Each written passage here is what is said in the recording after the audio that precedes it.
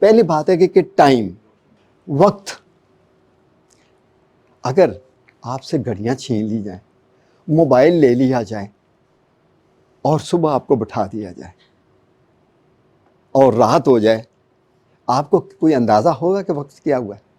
اسی طرح جب ہم سپیس میں ہوتے ہیں تو وہاں بھی وقت کا کوئی اندازہ نہیں ہوتا. تو کوئی طریقہ ہے جس سے ہمیں پتہ چلے گا؟ چلیں ہم ایک چھوٹی سی بات کریں. ابھی آپ ناشتہ کر کے آئے ہیں تو 3 گھنٹے کے بعد 4 گھنٹے کے بعد بھوک لگنا شروع ہو جائے گی.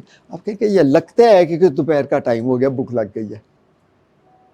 اچھا آپ کو کھانا مل جاتا ہے، پھر رات کے 9 بج جاتے ہیں، گھڑی نہیں ہے آپ کے پاس، پھر آپ کو بھوک لگتی ہے. کہتے ہیں یار بھوک لگ گئی ہے، میرا خیال کہ 9 بج گئے ہوں گے یا 8 بجے ہوں گے. ایگزیکٹ ٹائم تو نہیں، لیکن آپ کا یہ جو عمل ہے، یہ جو ایونٹ ہے یا یہ جو سچویشن ہے، یہ ورک جو ہے یہ آپ کو بتا رہا ہے کہ یہ ٹائم گزر گیا ہے. تو پہلے یہ ہے کہ ہم اپنے کام سے اندازہ لگاتے ہیں، کوئی کام کرتے ہیں، میں نے اتنا کام کر لیا ہے، یہ کیا ہے اور اس کے بعد یہ کیا ہے اور اس کے بعد یہ کیا ہے. وہ جو وقفہ ہے اس کو ہم ٹائم کہہ دیتے ہیں، لیکن یہ ٹائم ایگزیکٹ ٹائم نہیں ہوگا، یہ ایسٹیمیٹڈ ٹائم ہو جائے گا.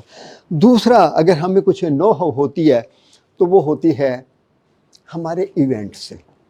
دیکھ لیں، اگر آپ ایونٹ پر غور کرتے ہیں، اگر میں کہوں کہ جن کی شادیاں ہوئی ہیں تو غور کریں تو وہ ایک ایونٹ تھا، اس کے بعد بچے ہوئے، یہ ایک ایونٹ ہو گیا، پھر آگے ایونٹ ہو گیا.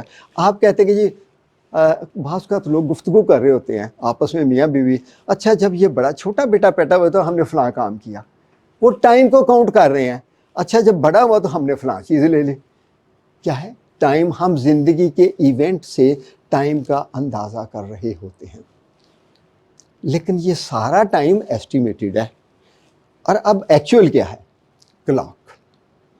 ارسطو نے ایک بات کی تھی کہ آپ ایک نقطہ یہاں پہ لگائیں، ایک وہاں پہ لگائیں اور اس کے اوپر لائن کھینچ دیں، اور پھر اس کے ساتھ ساتھ ایک نقطہ چلتا ہوا آگے جا رہا ہے. تو یہ آپ کو بتائے گا، یہ ڈسٹینس جو آپ نے طے کیا یہ آپ کے وقت کی نمائندگی کرے گا.